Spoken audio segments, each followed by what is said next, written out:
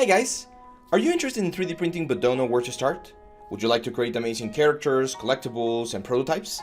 If that is the case, then I welcome you to Nexttude's ZBrush to 3D printing course.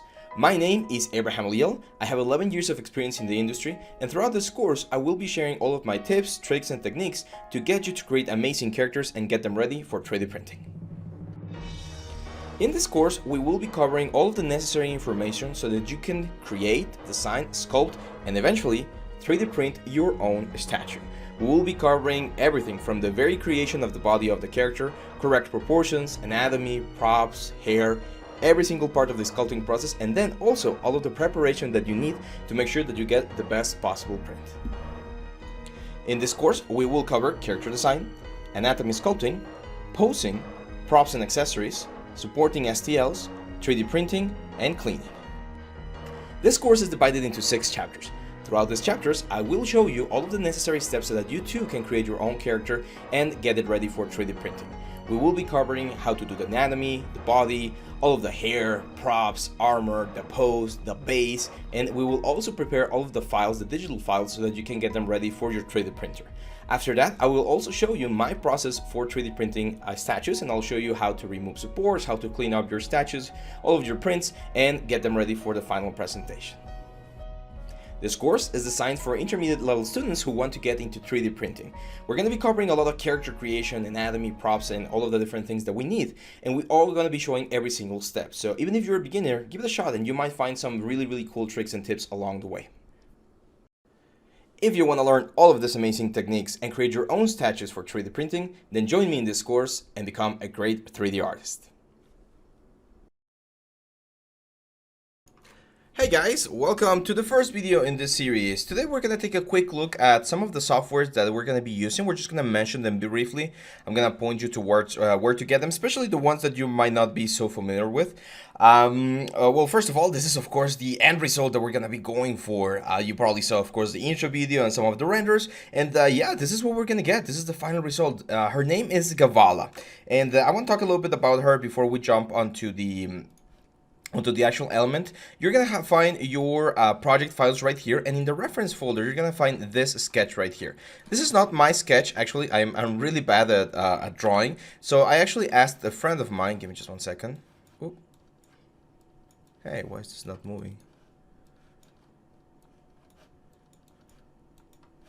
Oh, that's really weird. There we go. So this is a sketch, one of my friends, his name is Adsfok, he drew it for me. I gave him, of course, the design things that I needed. And Gavala is a character of my own creation, my own design in regards to the kind of things that I wanted. I wanted to have her have a braid, this fire effect or magic effect, this hand, like all of the things that you see here are things that I designed specifically for this character. And then my friend was kind enough to help me with the actual concept art. So you're going to have this front view, which is what we're going to be using to reference most of the armor pieces, the bandages, all of the proportions and stuff. And we have this one, which is going to be the reference for the pose that we're going to be going for. There's going to be, of course, a couple of changes along the way. You can see that this is not exactly like the final result that we have right here. And throughout the video, you're going to see why we took some decisions along the way. Now, a couple of softwares that you're also going to need. You're going to need the software called PureRef. This is, I would say most artists already have this one, but just in case you don't, PureRef is one of the ones that we're going to use. This is for reference. There's a reference folder or a reference file that you're going to be able to use with a lot of images that you can utilize to help yourself. And we have also Cheetahbox. So Cheetahbox is the slicer that we're going to be using for the 3D printing process at the end of the course. Make sure you get this one if you're using an Elegoo Mars printer. If you're not, then any software can work. All of the things that we're going to be talking about are like interchangeable between slicers, but Cheetahbox I really find it's a really nice software, and I think you guys are gonna like it. It's very intuitive. And that's it. Of course, you're gonna need ZBrush at the latest version, so make sure to have that one as well. And we might use a little bit of 3D modeling. You can do this in Maya. There's gonna be all of the files are gonna be available for you as well. And Blender is another like good software that you can use. Now, another thing is you're gonna find this folder on your project files. We have the OBJs, reference, STLs, our substance. No, I don't have a substance. I don't know why I have that one. So OBJs reference STLs and CTools. These are the folders that I like to create whenever I'm working on a sculpture for 3D printing, because these are usually the kind of files that I'm going to be exporting and moving along. So make sure to create just a small folder, call it whatever you want. I call this one NT 3D printing, and you can just have this folders as well, or just copy the ones from your project files. And once you have this, well, that means that we're ready. We're ready to jump onto the creation of our character, and well, let's have some fun. I'll see you back on the next video. Bye-bye. Hey guys, welcome back to the next part of our series. Today we're going to be talking about proportions and statues scales. We're going to be talking about how to properly prepare everything so that we're ready to go. So, in the world, in the sculpting world, I'm talking about traditional sculpting, we have something called real scale, of course. So we look for real scale statue. This is a statue that measures exactly the same as one would measure. Of course, it's not always the same. For instance, like stylized characters like this Link right here might not be exactly to the proportions of a human being, but it's generally understood that it's going to be like the real scale of the character. So this would be considered, even though it's not proportional to a human, it would be considered a real scale character. And then we have something called half scale, which are gigantic statues, which are half the size of the character if he was like actually there, right? These are usually the most epic ones. They're really expensive as well. If we wanted to 3D print one of this, it would be a lot of money, of course. But they look pretty cool, right? And the way you get the measurement is literally by dividing the amount of measurements that someone has. We're going to talk about proportions in just a second. And then, of course, we have the 1/4 scale, which is probably the most common scale for like collectible statues that you're going to find. These are still really big. As you can see, this one is 21 inches tall, which is about 60 centimeters. It's quite big, right? It's quite a big statue. I know that this has a very strong vase. And then the one that we're going to be working with is the 1/8.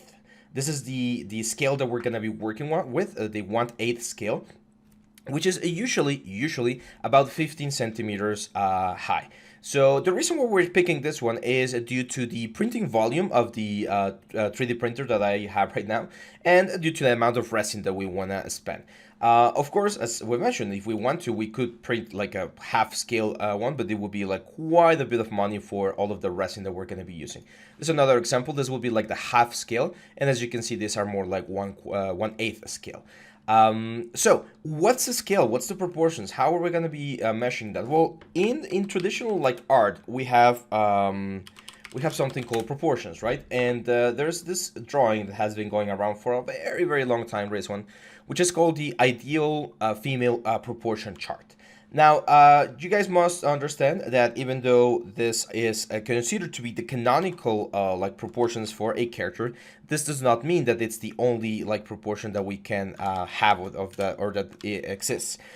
Nowadays, we are trying to be way more inclusive in every aspect of the productions. But let me just delete this. There we go. Control B, Control T. There we go. So you can have characters of all different kinds of proportions and sizes. There's this game that I really like. Some of you guys might be familiar with. It's called Borderlands 2.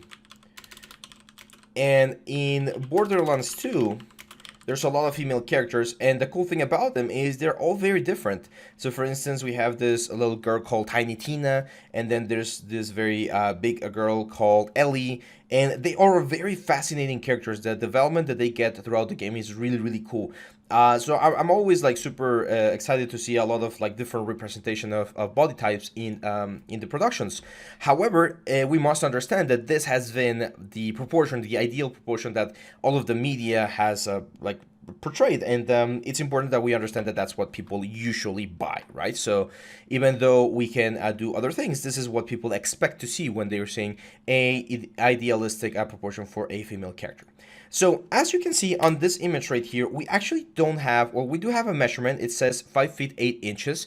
That's supposed to be like the standard size for a female character, but I want you guys to ignore that and just focus on the proportions of the character itself. The way we divide characters is we take the head as a measurement, And we use this measurement to like modify or measure all of the different parts of our character. I know most of you, if you've already taken like a drawing class or something, all of these concepts are going to be very familiar. But for for those of you that are completely new to the process, the body can be divided into 8 sections. 4 heads are going to be on the upper side, and 4 heads are going to be on the lower side of the body. And the middle point is going to be the crotch right here. Not the genitals, it's the crotch, because in a male character, of course, the genitals are a little bit lower than the crotch. So if we take, again, the head, the first head or the second head, this one has it on the other way around, like from 8 to 1. I like to have it the other, or I like to think about it the other way around. So my first head, that's my unit of measurement. The second head is going to be right here at the pectoral muscles. In the case of a female character, the bust will fall a little bit lower than on a male character. Therefore, the nipples, which in the male character are our indicator of where the second measurement ends, are going to be lower in a female character. The third one is going to be right here at the navel, and then the fourth one, as we mentioned, that's the crotch. The fifth one, it's a little bit difficult to find because there's not like an exact point. But if you go for the sixth one, which is at the bottom of the knees, and then you just divide those into 2, then you're gonna get the fifth one. Same for the last one, the eighth one. We're gonna go all the way down to the heels, and then we're gonna go halfway through. Some people like to say that that's where like the main body of the gastrocnemius, the muscles here on the back of the lower leg, and that's fine. However, it's a little bit difficult to find sometimes. Now, this is something interesting that it's really curious, but for female characters, I would say on an 80% of cases, female characters are going to be wearing some sort of heel. And the heels are these things, of course. And the thing that they make is they make the figure look a little bit more slender. The legs look longer, the butt gets pushed up a little bit, the muscles get like contracted a little bit because it's a different posture that they need to have. And traditionally, this has been taught as a stylization thing that we can do for females.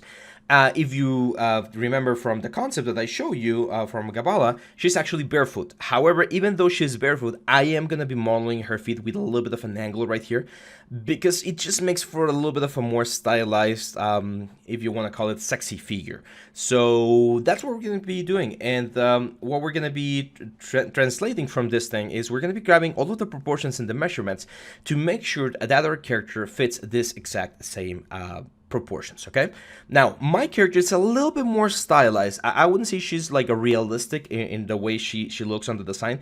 She's a little bit more cartoonish. So I like to think about characters from other games such as League of Legends. So for instance, there's a character in League of Legends called Ahri, and they did a statue of her not so long ago. And we are gonna be going for a little bit more like this sort of effect. You can even say I actually told my friend Fox to take her into his design process, and you can see that the legs are slightly longer than you might see. The arms are slightly longer. The face is a little bit more anime-ish, and this sort of things, these sort of proportions, they play really, really, really well with the what's the word?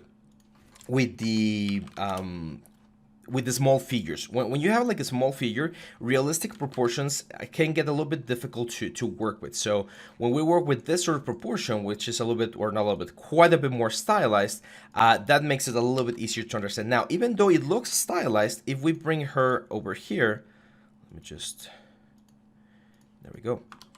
If we bring this image over here and we try to match her to the proportions, you're gonna see that she's not that far off. Like the only thing that changes a little bit is that the torso is a little bit smaller.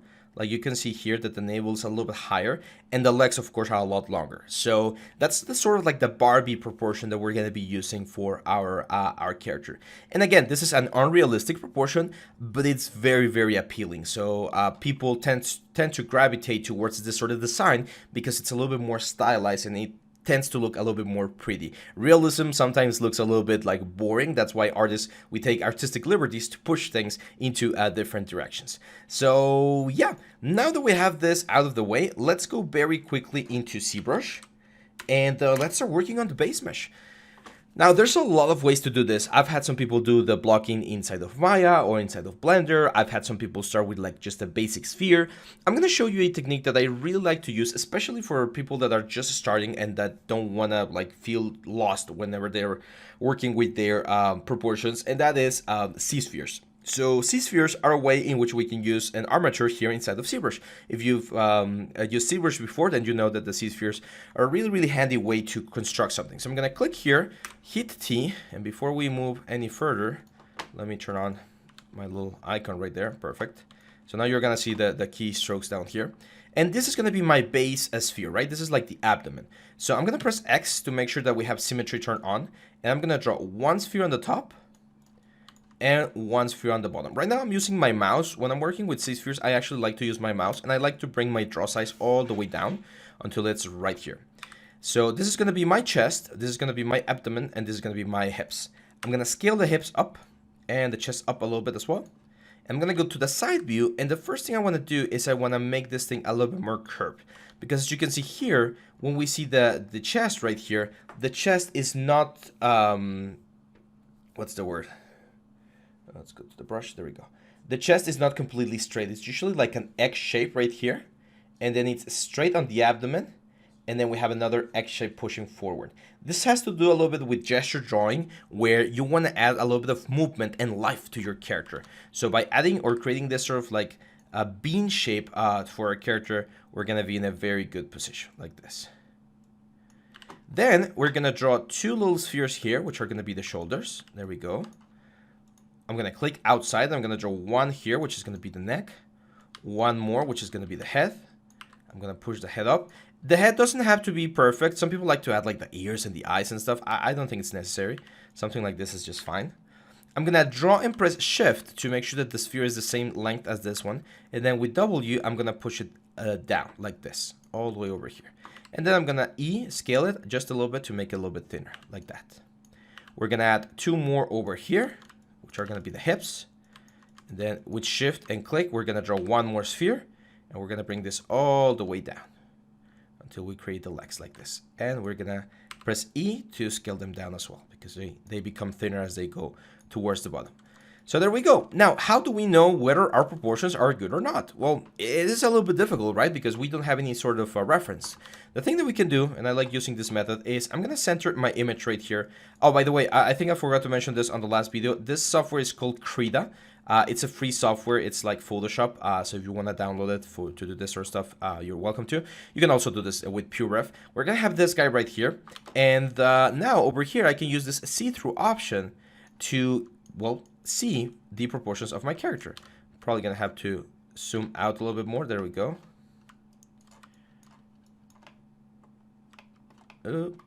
Probably like there. There we go.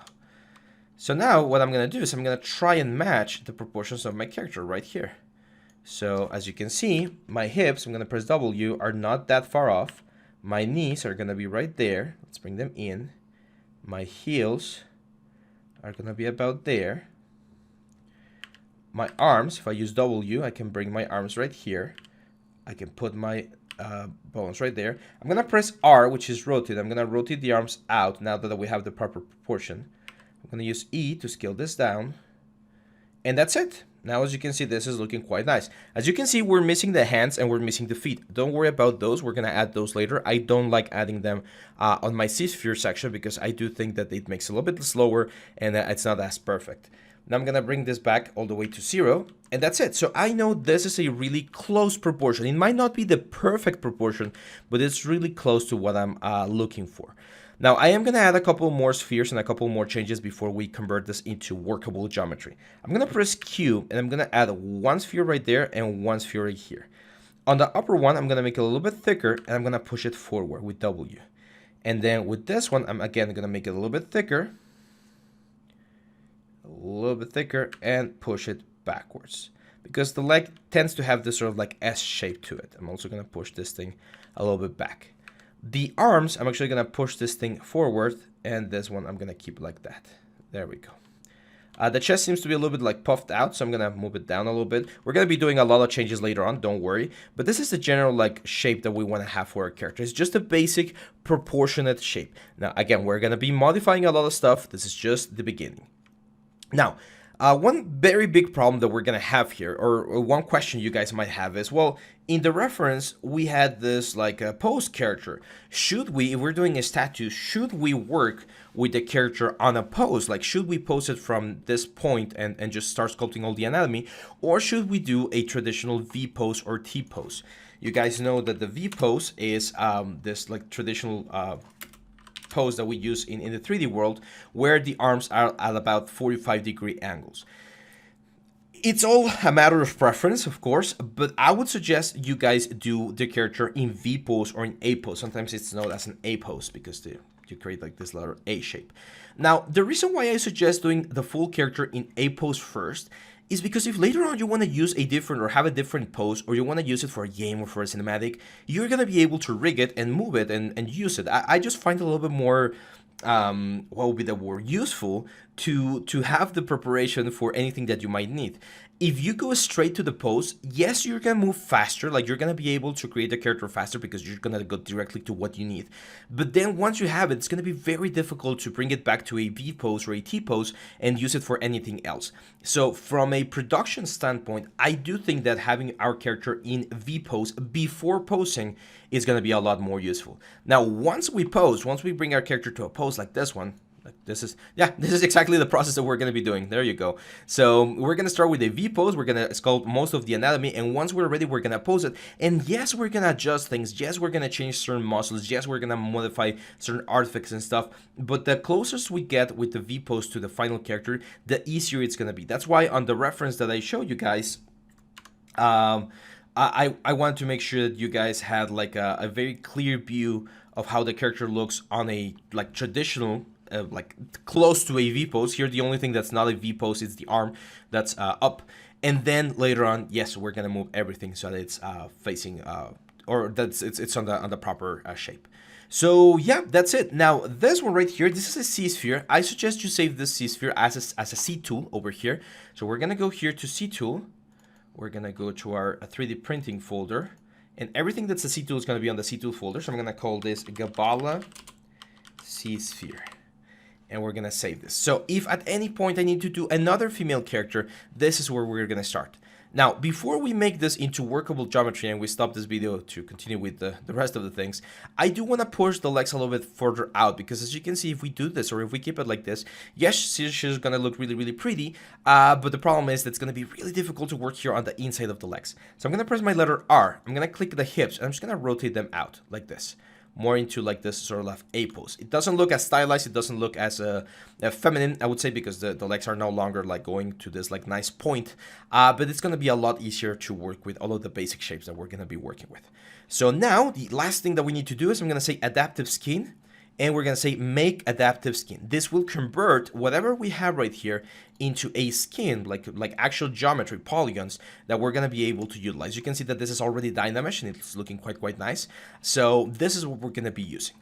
The final thing that we're going to do is just save this again, and I'm going to call this a Gabala start. So if you guys want to skip the C-sphere thing, which I don't recommend, it's always a good skill to have, you can just jump straight into this Gabala start option.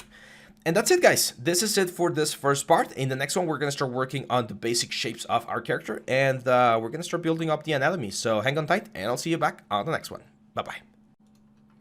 Hey guys, welcome back to the next part of our series. Today we're going to continue with the primary forms of our character. So, if we take a dive into the female primary forms, one of the things that I want you to see is the following. Let me bring this image right here. There we go. One of the secrets about sculpture is that we need to find a way to simplify all of the shapes that we have in the human character and translate those into forms and figures that we're going to be sculpting inside of ZBrush. So as you can see, the female shape has this sort of like hourglass shape or figure where we have a top heavy element, of course, because of the bust, and then a top or bottom heavy element as well, thanks to the hips. And then we have this sort of area right here. So you don't really have to worry about all of the different muscles and muscle groups and stuff. The most important thing that we need to find here are the three main shapes. And the three main shapes of a character are always the skull, the torso or the rib cage, and the pelvis.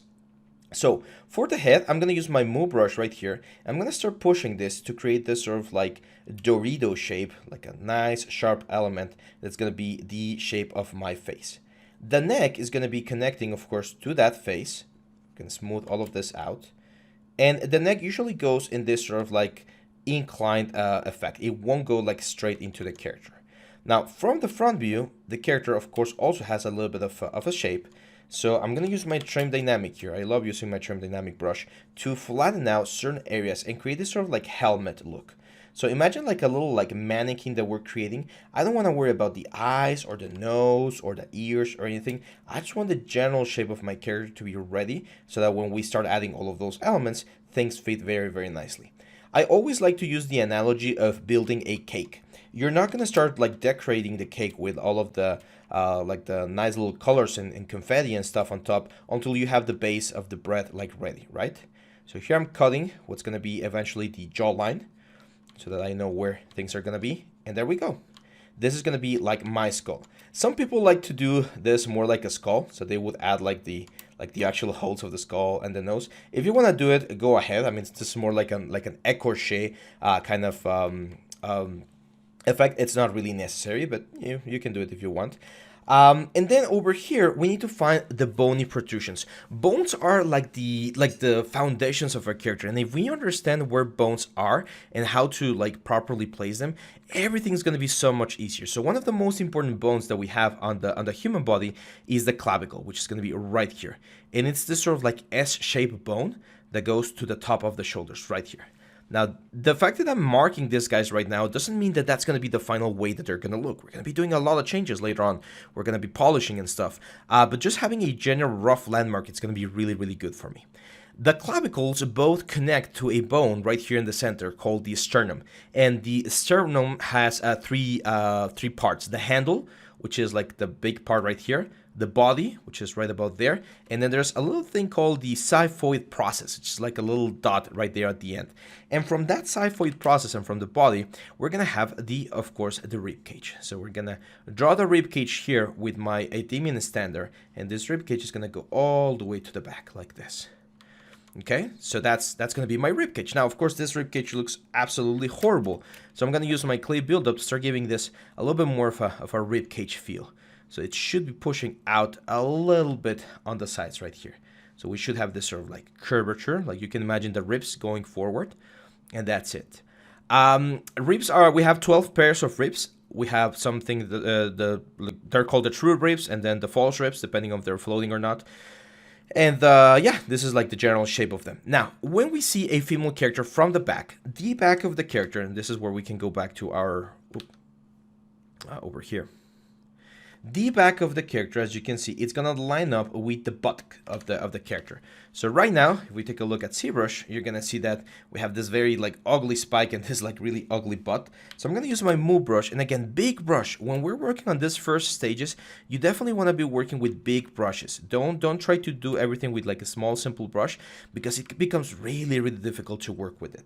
I'm gonna use trim dynamic, and I'm just gonna start flattening a little bit of the back right here to create the basic shapes of my character. There we go. Now on the back, of course, we have the spine. So I'm gonna carve in a little bit of a hole here for the spine. And this hole that I'm carving is the bony protrusion that we're eventually gonna be seeing. And it's also gonna help us with the curvature of the character. Let's smooth this out, and there we go. Let's get rid of a little bit of fat here on the side of the torso. This is where the abdomen is gonna be. And eventually we're going to have, of course, the pelvis. Now the pelvis is just sort of like butterfly shape. We have this like very nice arc right here on the top of the character, and it's going to go in, and then we're going to have all of the hips and stuff. So there's a lot of things that we're going to be like modifying, and I have one specific video for each part. Right now I'm just focusing on the basic shapes. So I'm going to flatten out a little bit here. And we definitely need to add a little bit more volume here on the inside of the legs, because the legs are not usually as split as that. Now remember, there's like fashion things that change with time. And as the years go by, the beauty standards that we have as a society change as well. So if you go back to like the medieval times, there were certain things that were considered beautiful and certain things that were considered not desirable. Nowadays, there's a couple of things that we consider beautiful and other things that we don't like as much as a society. I'm not saying this as a personal opinion. It's just the general thing of what we consider beautiful and whatnot. And those like sensibilities change. So don't feel that you always have to like follow those guidelines. I do recommend following those guidelines if you want to have a product or a character that's going to sell or that people are going to like, because usually those standards are there because people respond well to those kind of elements. So for instance here, I'm going to press Control Shift and Alt to hide the arms because I want to see how this looks. So as you can see, we don't have as much of that like nice back that we're going for. She's gonna be quite thin, to be honest, so I'm gonna push this curvature a little bit more exaggerated in this way. I'm gonna push her abdomen back a little bit like this, and that way we're creating this very nice S shape to the character. And again, I'm just focusing on the basic forms right now. I don't want you guys to start like adding any sort of muscles or anything. These are just the basic forms of the character, which is again the torso, the arms, and the legs. Now, since we're going to be doing this in a more organized way, one technique that I love to use is polygroups. So I'm going to go down here to the polygroup section and I'm going to hit auto groups.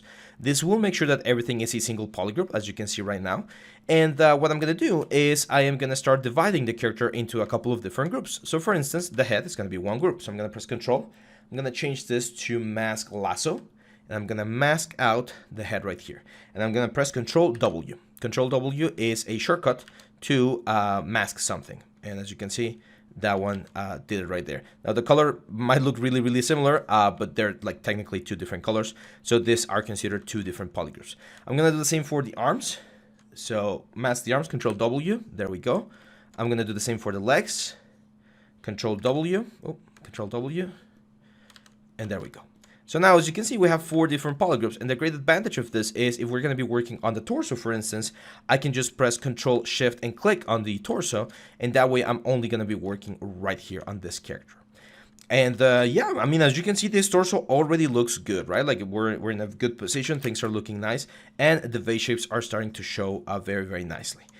One advice that I always give my students is, since we can't do everything at the same time, like right now we're working on the torso, and I like this base shape. Like look at that very beautiful rib cage that we have right there. Look at those like nice hips that we get there. That's looking nice. However, if we look the whole thing, it looks horrible, right? It looks like like a zombie or something.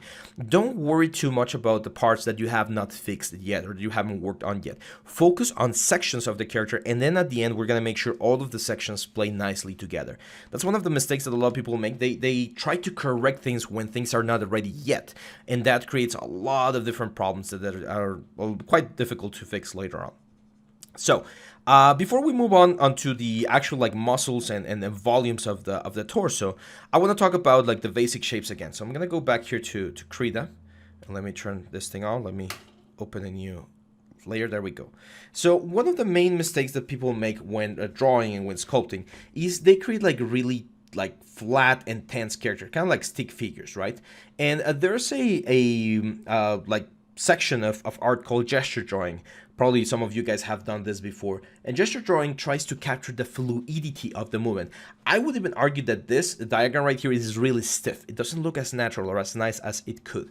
So what gesture drawing tells us is that every single thing in the body, the head, the torso, and everything is connected in a way that makes things flow and look a lot nicer. So as we've mentioned before, the 3 main shapes of our body are going to be the head, the torso right here, and the pelvis right here. And all of these things are going to be connected to each other in such a way that they create this very nice, like, interesting effect. I was trying to do a hand right there. Like a nice, interesting, flowy effect on the character, right? So the way we're going to think about this is we're going to be using an analogy called the water analogy. Every time you have a shape like this one that pushes in a certain direction, the next shape is probably going to be pushing on the opposite direction. See this? Because what's going to eventually happen is we're going to have this sort of wave going throughout the whole character. You can see this on the arms. You can see this on the legs. You can see this on the side of the body. You can see this on a lot of different parts where we have this sort of like S shape going throughout the body. And that tells us that every time there's something pushing in, there's going to be something pushing out, and we're going to have this balance throughout the body. That's what I'm going to capture. That's what I want to capture, and that's what's going to allow us to have something really, really cool right here. Now, there's also the thing called, pushing the limits, right? Like you can really, really exaggerate things. For instance, I can exaggerate the ribcage here to the front, and we might get something interesting, like something that looks very sexy or very cool. You won't know until you like actually push the things to the level that you're trying to get. So my best advice, especially in this beginning stages, is push your characters, push your statues, push your monsters, push whatever you're gonna do. And then if you think that that's a little bit too much, push it back, because it's a lot easier to push it really like high up to the like high points of the element and then bring it back than it is to push it little by little until you get something that you like. Okay. Now, don't forget about the landmarks. I'm going to use my Damien Standard here to create my middle section again. So that's my middle line.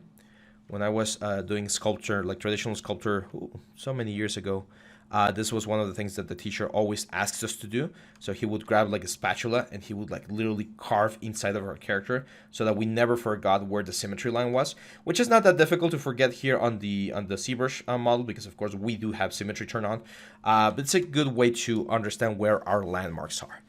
And that's it. This is a really good first step for a character. As you can see, this torso looks really nice. I really like the proportions. I think it's looking quite nice. And now we're going to start moving on the muscles that we have here on the torso to understand what they are and sculpt them properly here with our characters. So hang on tight, and I'll see you back on the next one. Bye-bye. Hey guys, welcome back to the next part of our series. Today we're going to be talking about the torso. We're going to be talking about the different muscles of the torso, and we're going to sculpt them, of course. So yeah, let's get to it. Now, I got this image from ArtStation. This is not my image, but it's a really nice écorché study of a female torso. Now, this doesn't mean that all of our torsos have to look like this. Remember, we've talked about this before. There's a lot of variations and stuff that we can change, but it does include one of the most important things, which is, of course, the underlying anatomy and structures that we have in the body. So we're going to start the theory portion of this video with the pectoral muscle. The pectoral muscle is this very big muscle that we have here at the center of the chest, and as you can see, it starts or it originates on the clavicle, on the sternum, and some of the ribs, and it goes all the way to the arm. This is one of the most confusing muscles because people think that the pectoral muscle only lies on the chest itself, and no, it actually goes and crosses all the way over to where the arm is supposed to be. So it creates this sort of like fan shape. If you've seen this like Chinese fans where it kind of like crosses to the other side, that's kind of like what the pectoral muscle does. Now, of course, on top of the pectoral muscle is where we're gonna find the bust of the character, the breasts, right? And they are just like big bags of fat, glands, and other components that make up this volume here on the character itself. This is the main muscle, and this is the muscle that we're going to start sculpting. So we're going to jump right here, and I'm going to use my clay buildup. I love using clay buildup for this stage of the process. And usually this muscle, the pectoral muscle, especially in female characters, is not as intense as in male characters. But I'm still going to add a little bit of this stripes so that we can see and understand where this anatomy is going to be going. So it's all of this shape right here. There we go. So this will be my pectoral muscle. Usually, in between the character, we're going to have a little bit of a gap. Now, if we take a look at the concept, you're going to see that Gavala here has bandages on top of her breast. So it's not going to be like this. It's going to be it's going to look nice. It's going to have this sort of like curvature, but we're not going to see like a cleavage or anything. So most of this stuff is going to be covered. So that's why I'm not too worried about all of the main volumes and stripes and forms of the muscle. I'm more worried about the silhouette that we're creating. So we can't talk about the torso, especially on a female character, without mentioning, of course, the breasts. Now, the breasts are really complicated. People tend to make the big mistake of making them like completely round, where in reality, they're more like a teardrop shape, okay? So if we want to have like natural looking breast, we want to go for this sort of like teardrop shape. And you can see it right here. It's more like a cone going forward. And this cone also attaches itself onto the pectoral in this sort of like teardrop shape. So when you see it from the side, one of the worst mistakes you can make whenever like adding breasts to a character is to make them like balloons like this. That just looks ugly. You can think of them as balloons, but if you pick a balloon by the tip of the balloon is going to fall and there's going to be more volume on the bottom side and less volume on the top side. That's the kind of thing that you want to have on your characters. It's going to be more like a little bit of a ramp. You're going to have the nipple at the apex of the ramp, and then the volume falling and resting on top of the torso like this. This is roughly the shape that we want to do. And the problem is, or one of the tricky parts is, if we try to create this volume here with the character, like if I try to just like sculpt this, it's gonna look really fake. You can see immediately how fake it looks, right? So one of the advices I'm gonna give you guys is we can use the insert multi-mesh brushes. So I'm gonna press B, I, and I'm gonna go into insert multi-mesh primitives, and I'm gonna select a sphere. And I'm gonna insert the sphere right here. Now that the sphere is there, I'm going to press W to move it back, and with my move brush, while this thing is still masked, I can give it this sort of like teardrop shape. It's a lot easier, not faster to manage, depending on how we want the character to look. Okay? Now, this of course will vary depending on the type of character that you want to do. Some female characters have like very big boobs, and some have very perky boobs. Depends on again the kind of character that you're going for. Some of them are really flat, some of them are really voluptuous. So it will change. It will be like quite dependent on the sort of like stuff that you're going for. My best advice is grab a reference that you like from like a statue or like a character and try to follow that reference. Now, usually the breast falls a little bit lower than a lot of people think, and they go to the side. Okay, they tend to roll to the side of the character. So we're gonna do that sort of effect right there. And as you can see, we're creating this sort of ramp right here. We're not making it soft and round. We're making this sort of ramp, and then we're going into the apex of the breast. Now, again, I'm not too worried about all of the intricacies of the breast itself, because I know that we're gonna have a lot of like bandages and stuff on top of the character, but we do want to have as much or as close as possible to the final effect. There's of course gonna be a gap in between the breasts. That's very common. Like, you're not gonna connect the breasts or anything. They're gonna be like flattened out, and of course this gap is gonna be filled with the bandages that we're gonna be adding later on. Some girls do have their breasts like really close together, but it's not like mandatory or anything. So this, guys, let's push them a little bit further out. Again, I want to go for this like teardrop shape, and I want to make sure that the volume looks good from all of the different angles. There we go. I like that. Let's Dynamesh. Of course, if we do this, we're not gonna have the breasts, so I'm gonna invert the selection right here. I'm gonna press Control Shift. Let's go to select rect, select lasso, invert, hide those. There we go, invert, and again Control W, so that all of these guys have the same effect.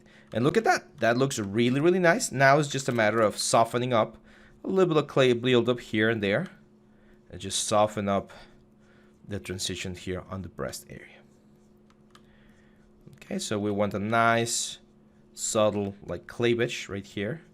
We can add a little bit more volume. Again, we're not gonna see this because it's gonna be covered by bandages, but we do want to have the volume as nice as possible.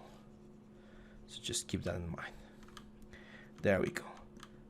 I made a mistake there. I made it a little bit too round on the top. I do want to add a little bit more roundness, but not that much. I'm actually going to use a little bit of Train Dynamic here to flatten the top a little bit more, because especially when you're wearing a t-shirt, doesn't matter if you're male or female, all of the things get like condensed, right? Like they get like pushed towards your body, so you're not gonna have things flowing freely. They're gonna be like constrained to the main body. Now that we have this, we can start talking again about the bony landmarks. And one of the most important bony landmarks that we're going to have is called the rib border or rib cage border. So it's going to be this border right here, very prominent border. You can see this in a lot of reference. A lot of female characters have this. And you're going to have this sort of like rib cage border right there. We're going to keep it soft. We're going to keep it nice. We're going to polish everything later on. But if we can start cleaning certain stuff from like this point, it's just going to make it a lot easier for us. There we go. Now, usually here, where they meet at the xiphoid process, we're going to have a division. So it's very important that we create a division right there and soften it up a little bit more. There we go. Again, not too concerned about that one because it's going to be covered. But we can actually, we're going to be able to see this sort of like projection of the form through the elements of our character. Now, one of the main muscles, or one of the other muscles that's really important here on the torso, is of course the abdominal muscles. And the abdominal muscles are this like square-like shapes that we're going to have here on the character. So we're going to have one right here, two, and then we're going to have the navel right here, and then the fourth one over here. Now, in this case, again, since we're going to be covering her with a lot of stuff, we're not going to see it as much of a volume, or we're not going to see like each of the individual elements. We're going to see more like a little tummy. And a lot of people like to have like a really flat tummy on the character. I think that's a little bit too weird. Usually, even if a girl is like super fit, when they eat or when they're sitting down, they're always going to have a little bit of a tummy. So I like to add the tummy here, like a little bit of volume right there. So when you see it from the side, you're gonna see like a little bit of a dip right beneath the rib cage, and then like a thing pushing up. Now it's a little bit more visible on female characters because they of course have their uterus, so that's like an extra organ that they're gonna have there on their abdominal cavity, and it's gonna push a little bit more towards the front. Now you can make the tummy as big or as small as you want. It's up to you. Here I'm gonna make it just slightly smaller. And again, I'm just focusing on the shapes. Focusing on the shapes is gonna be the secret right now, because that's what's gonna give us the most, or it's gonna approach us the closest to what we want to do. Now down here we have another muscle, which is called the obliques. It's this one that you're seeing right here. And especially in female characters, it's gonna sit and it's gonna create a little bit of a bump here on the side. They sometimes call them the love handles, because when you grab like your girlfriend from the waist, you sometimes put your hands over there. So it's gonna be a little bit of a bundle of muscles and fat right here on top. As you can see, it's on top of the pelvis. Okay, so it's gonna sit on top of the pelvis. Now, I do think my torso is becoming a little bit too thick on the lower side here. So I might want to change that a little bit. I'm going to soften it up here with my clay buildup. As you can see, I'm just building this up. And I'm going to use my move brush to push this in a little bit more. Now, all of this hole, I don't like that hole, so I'm going to fill it in. We're going to talk about the muscles of the leg later on, and that's one of the muscles that we're going to be adding at that specific area. But I want to just fill that in so that it looks a little bit nicer. There's a very common like a gap right here in between the abdominal muscles and the pelvis itself. We can actually like carve it in a little bit here. So I'm gonna carve it in, and as you can see, I'm just filling in and softening in with my clay buildup to build this sort of like direction.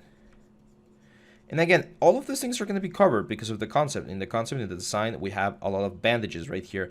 But even if they're covered, the changes in volume, the changes in trajectories, they're going to be there. Like, you're going to kind of see them through the cloth. So imagine like wearing a really skin-tight outfit, like what superheroes do. And these are the kind of things that you are going to see. So that's why it's very important to, even though we're not going to go like to extensive amounts of anatomy, to just have like an idea of where things are and how things are pushing on the body, so that when we build things on top of those things, or on top of those elements, they kind of show through and give us a lot more of a complex shape. There we go. I'm gonna fill in a little bit more here. I think that's too thin, and that's it.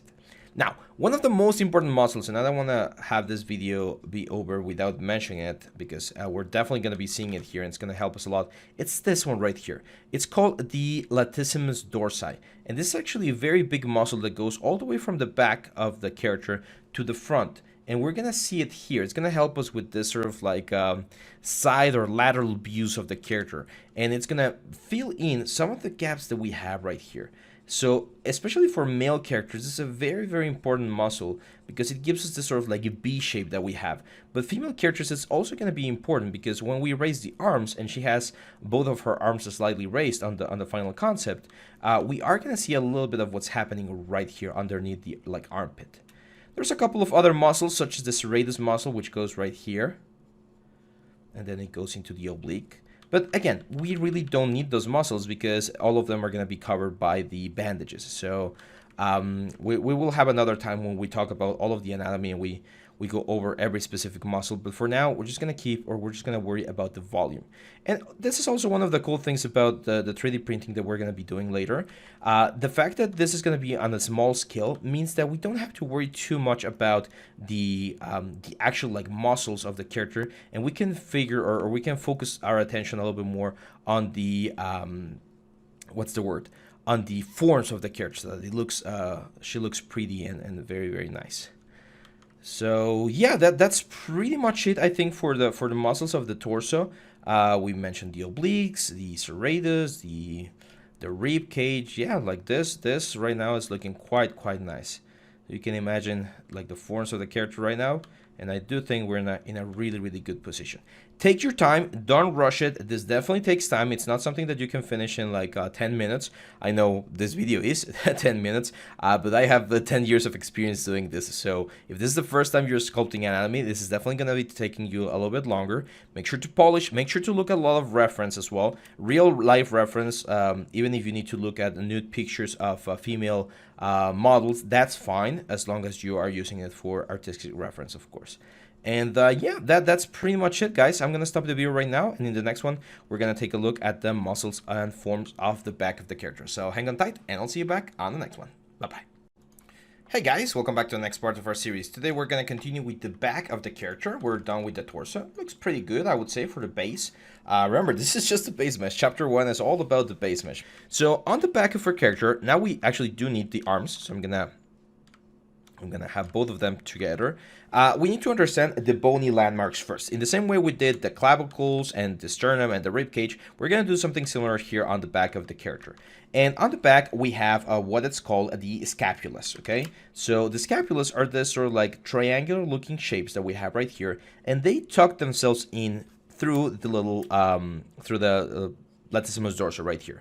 And there's one super important muscle, which is called the trapezius. Now the trapezius muscle actually starts up here on the neck of the character. So we're gonna have the beginning of the fibers right here, and they go to 3 different places. They go to the front towards the clavicle, like this.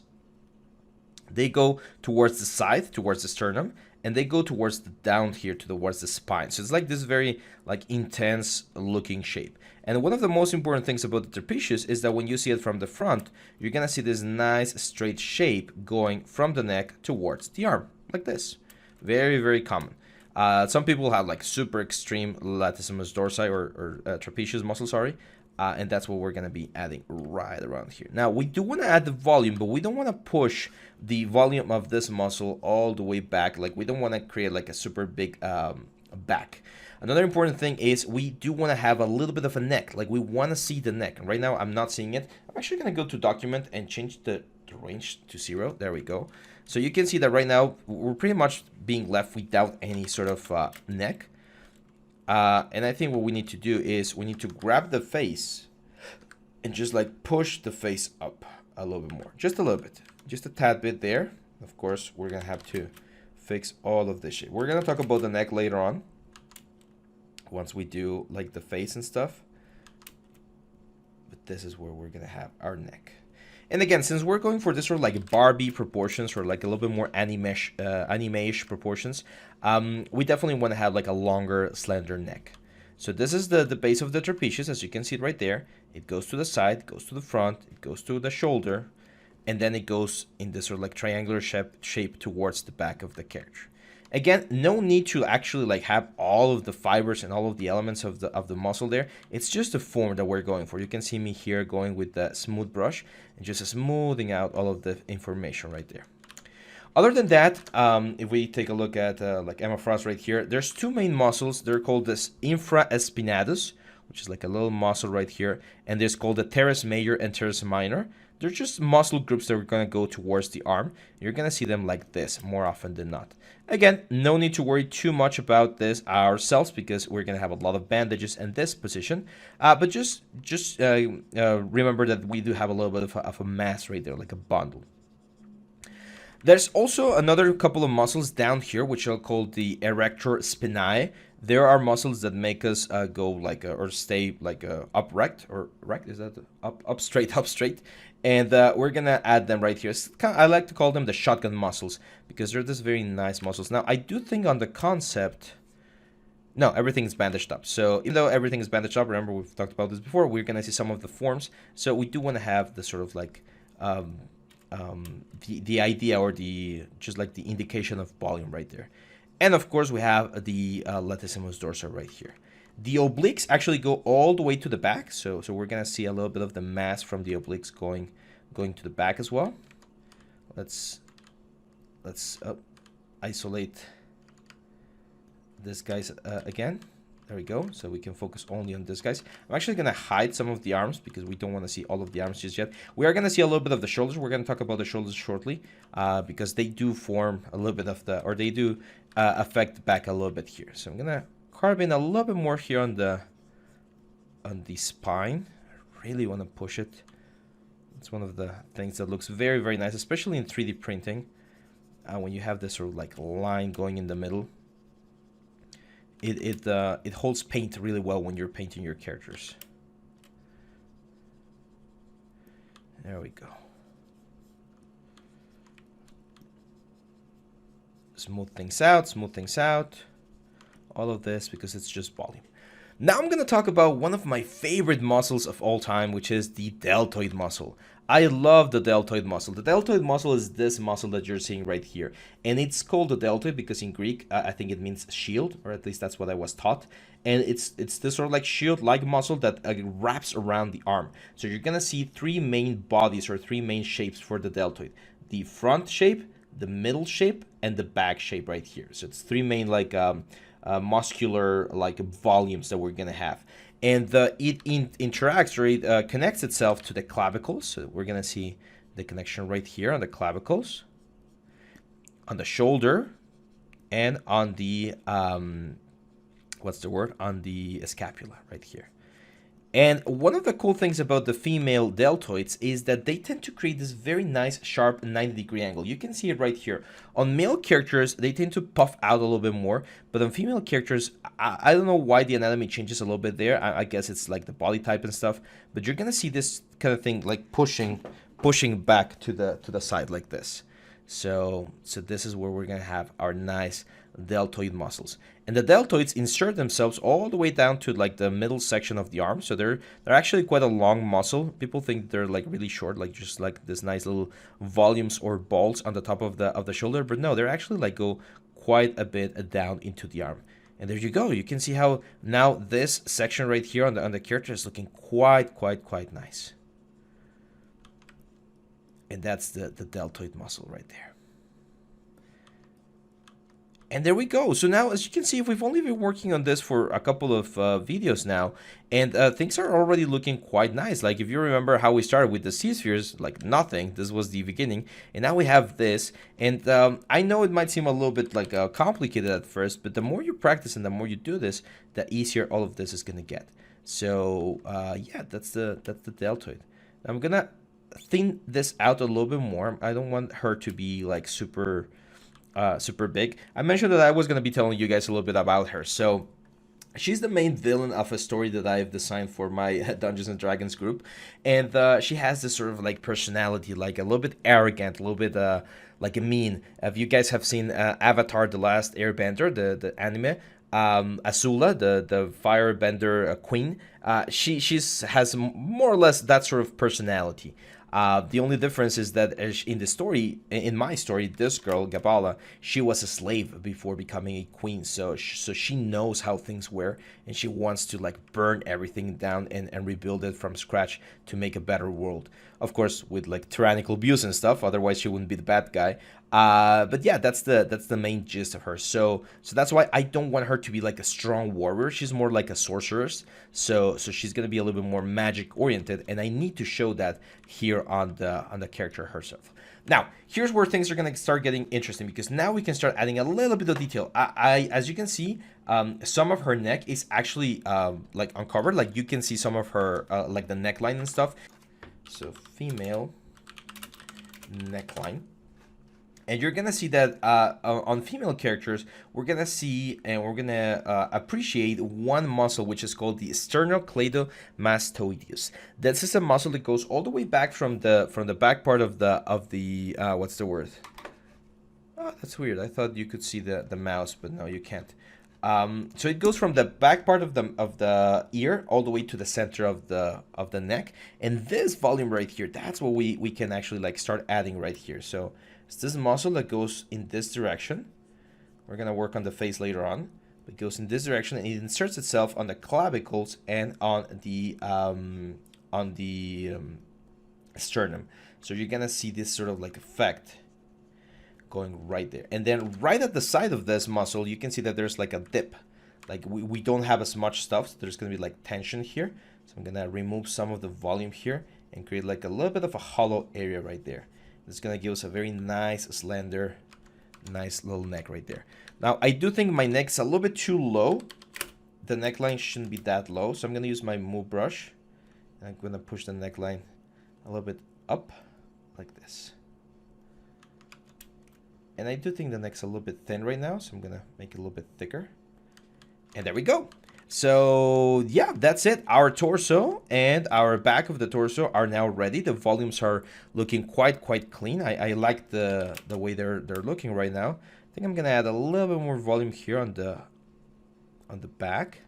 Make sure that we have this very nice geometry. I think I'm gonna use my trim dynamic to flatten things a little bit, just a little bit. And we're not doing the the butt just yet, but we can push this thing like in a little bit, like the back of the animated character statues. It looks really nice. So yeah, that's it, guys. I'm gonna stop the video right here, and in the next one we're gonna jump onto the arms. We're gonna start working on the anatomy for the arms. So hang on tight, and I'll see you back on the next one. Bye bye.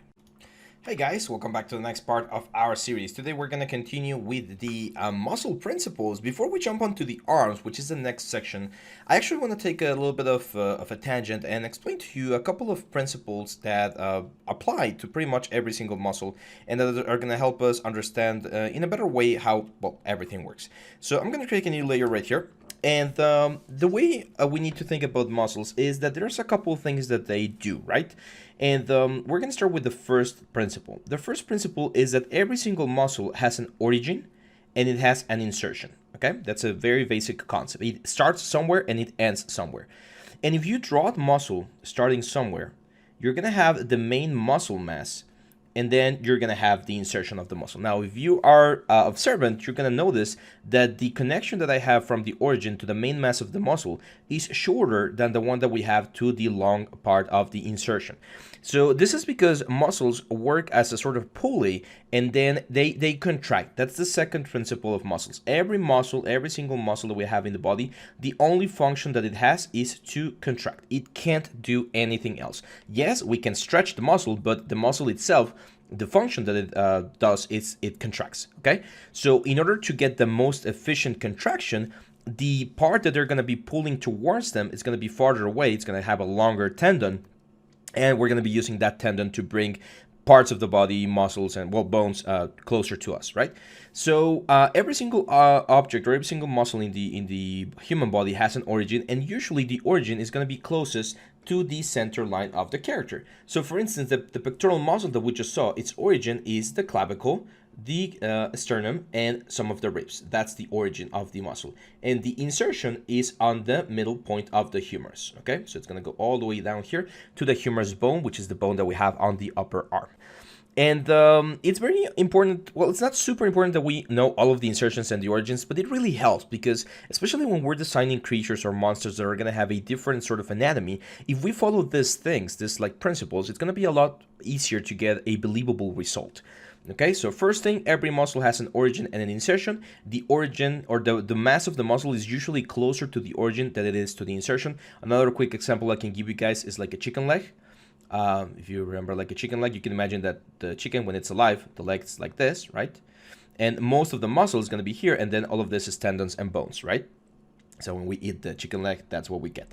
So yeah, that's the first principle. Second principle, every single muscle, the only function it has is to contract. And when it contracts, it's going to bring something towards it, right? It's going to pull something towards it. So that's going to drive us or bring us to the third section. So the third thing tells us that every single muscle, for a muscle to properly work, it needs to actually go across an articulation. That's very important. So imagine we have like two bones right here, right? Like this one bone, two bones.